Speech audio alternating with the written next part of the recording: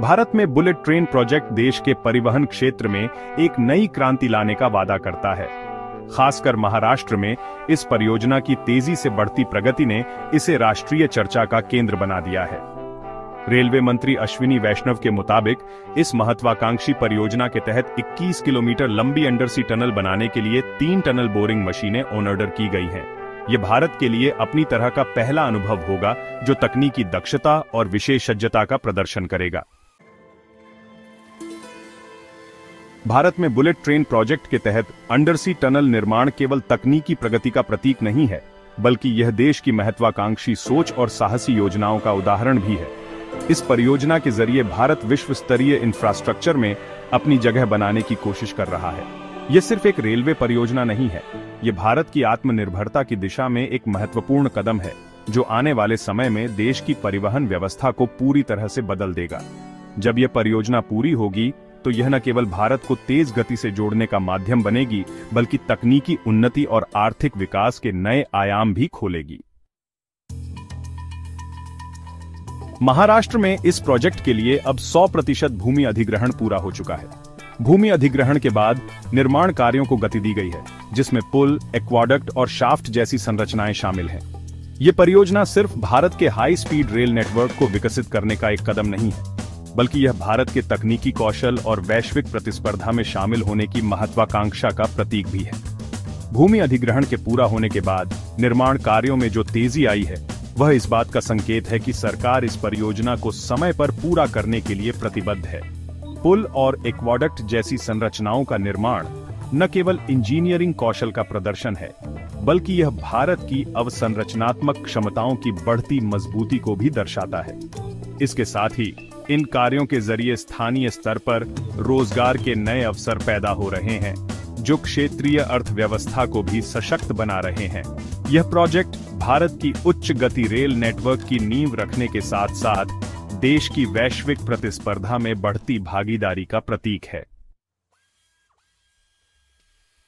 Rail मंत्री ने यह भी बताया कि टनल बोरिंग मशीनों के संचालन के लिए आवश्यक सभी तैयारियां, जैसे कि शाफ्ट का निर्माण, शुरू कर दिया गया है। यह प्रक्रिया केवल तकनीकी चुनौतियों से भरी नहीं है, बल्कि पर्यावरण और समुद्री जीवन के प्रति भी संवेदनशीलता की मांग करती है। ऐसे में इस परियोजना की हर छोटी बड़ी सफलता भारत के लिए गर्व का विषय बन जाती है। टनल बोरिंग मशीनों के संचालन के दौरान पर्यावरण और समुद्री जीवन की सुरक्षा को प्राथमिकता देना इस परियोजना का एक अनिवार्य हिस्सा है। समुद्र के नीचे इतनी लंबी सुरंग बनाना सिर्फ एक इंजीनियरिंग उपलब्धि नहीं है, बल्कि यह दिखाता है कि कैसे तकनीक और पर्यावरण संतुलन में एक साथ काम कर सकते हैं। सरकार ने इस प्रक्रिया को इस तरह से डिजाइन किया है कि समुद्री पारिस्थितिकी तंत्र पर न्यूनतम प्रभाव पड़े। यह सावधानी और संवेदनशीलता न केवल परियोजना की जटिलता को रेखांकित करती है, बल्कि भारत की तकनीकी और नैतिक जिम्मेदारी को भी दुनिया के सामने रखती है। शिवसेना यूबीटी के सांसद संजय राउत ने यह सवाल उठाया कि क्या सरकार ने हाल के वर्षों में महाराष्ट्र में नई रेलवे लाइनों की फंडिंग में कमी की है।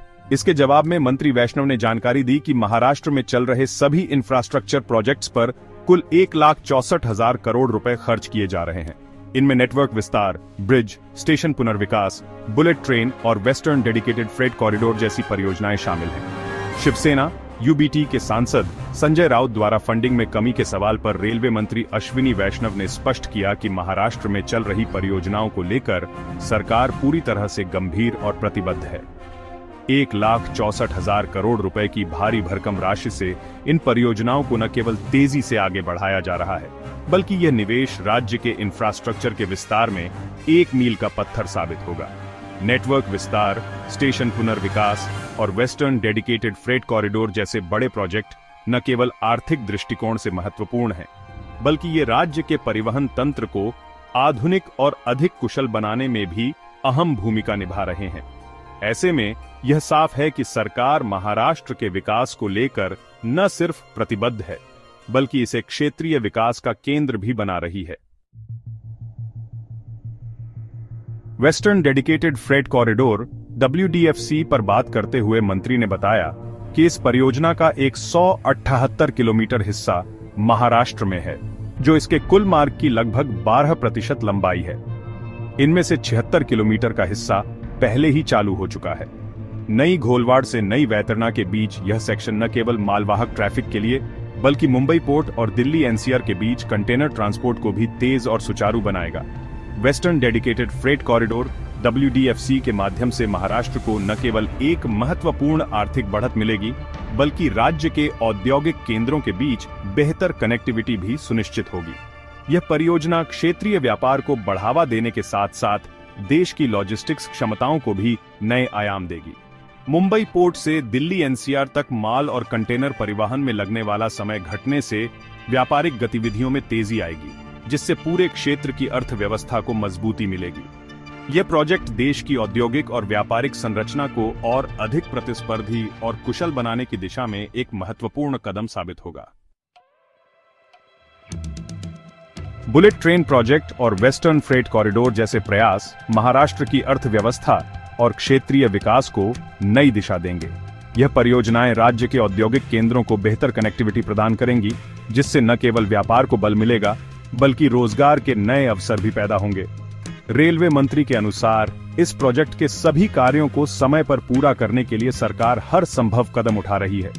बुलेट ट्रेन प्रोजेक्ट और वेस्टर्न फ्रेट कॉरिडोर जैसे प्रयास महाराष्ट्र को एक वैश्विक स्तर का आर्थिक और तकनीकी केंद्र बनाने में महत्वपूर्ण भूमिका निभाएंगे। ये परियोजनाएं न केवल राज्य में औद्योगिक विकास को गति देंगी बल्कि देश भर में परिवहन और व्यापार के नए मानक स्थापित करेंगी। इसके साथ ही स्थानीय उद्योगों और छोटे व्यवसायों को इन प्रोजेक्ट से अप्रत्यक्ष रूप से लाभ होगा, क्योंकि बेहतर कनेक्टिविटी और आधुनिक सुविधाएं उत्पादन और वितरण की प्रक्रिया को अधिक कुशल बनाएंगी। ये प्रोजेक्ट्स भविष्य की ओर देखते हुए भारत की प्रगति की नई कहानी लिखने का आधार बनेंगे। महाराष्ट्र जैसे राज्यों में ऐसी परियोजनाओं का महत्व केवल विकास के स्तर पर नहीं है, बल्कि यह क्षेत्रीय असंतुलन को कम करने और आर्थिक समानता लाने में भी मददगार है। मुंबई जैसे महानगर से लेकर छोटे कस्बों तक इन योजनाओं का प्रभाव दूरगामी होगा। बुलेट ट्रेन प्रोजेक्ट के सफल क्रियान्वयन से भारत न केवल अपनी तकनीकी शक्ति को प्रदर्शित करेगा, बल्कि अपनी वैश्विक स्थिति को भी मजबूत करेगा। महाराष्ट्र में इन परियोजनाओं का सामाजिक प्रभाव भी उतना ही महत्वपूर्ण है जितना कि उनका आर्थिक और तकनीकी महत्व। ग्रामीण और शहरी इलाकों के बीच की खाई को पाटने में यह योजनाएं सहायक होंगी।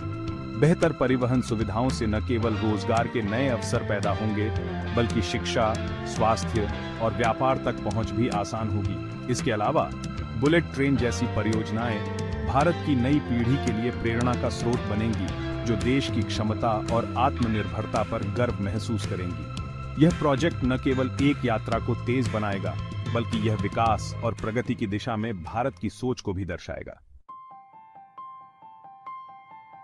इन परियोजनाओं की सफलता के साथ ही भारत में परिवहन का एक नया युग शुरू होगा। हाई स्पीड रेल और डेडिकेटेड फ्रेट कॉरिडोर जैसी योजनाएं न केवल गति को बढ़ाएंगी, बल्कि लॉजिस्टिक्स और आपूर्ति श्रृंखला को भी कुशल बनाएंगी।